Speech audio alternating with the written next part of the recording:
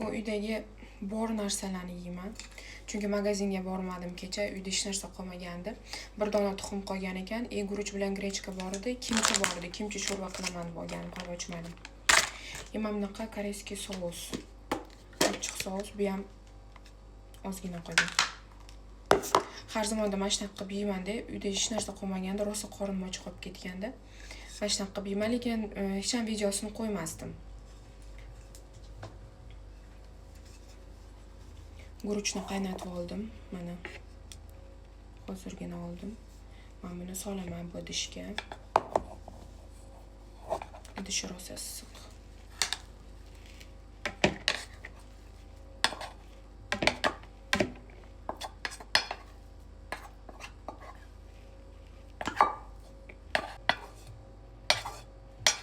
O'sha uchun erinmasdan magazin chiqib kelish kerak-da. Lekin men erinaman ba'zida. Hozir soat 04:03. Bunaqa payti dastavka ham ishlamaydi. 3 ta yopiladi. Hatto kim bilsin, qaraman mana ishlayaptimi yo'qmi. Ishlayotgandir. Lekin ko'pincha mana shunaqa 4-5 tadan nimadir yeyim kelib qolganda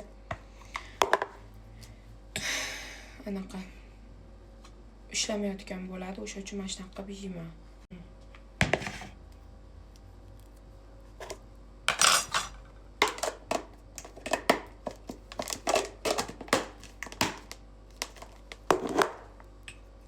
Tuxum qovurib oldim. Mana o'sha bitta tuxumni buni solaman. Kimchini ochamiz.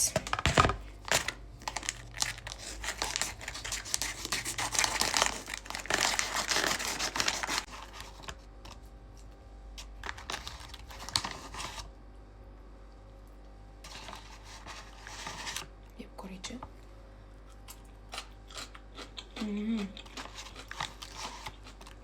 Mazali.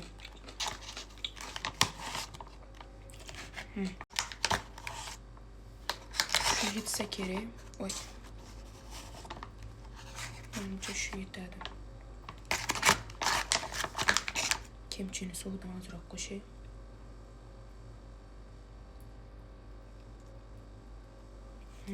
Mana shunaqa. Endi uni aralashtiraman yaxshilab. Koreyada shunaqa qilib yerdik. Oyligimizgacha 3-4 kun qolganda pulimiz ham qolmasdi. Yeyishga hech narsa qolmasdi, lekin ishxonada, постоянно ishxonaning o'zidan, zavoddan berardi. Kimchi, guruch, tuxum, anaqa bepul berardi-da, xohlagancha olib yesa bo'lardi. Mana shunaqa paytlari borib, kimchi, guruchni aralashtirib, tuxum qovurib yerdi. Lekin zo'r mazali chiqardi. Bu Koreyadagi kimchilar baribir rostdan mazaliroq, bizning O'zbekistonga qaraganda. Hozir yaxshilab aralashtirib sizga ko'rsataman. Aralashtirib oldim. Lekin bunga kim bo'lganda, kim bilan yesa ham zo'r bo'ladi-yu, lekin kim yo'q. Borini qildim. Ishqib Koreyada och qolmasdik.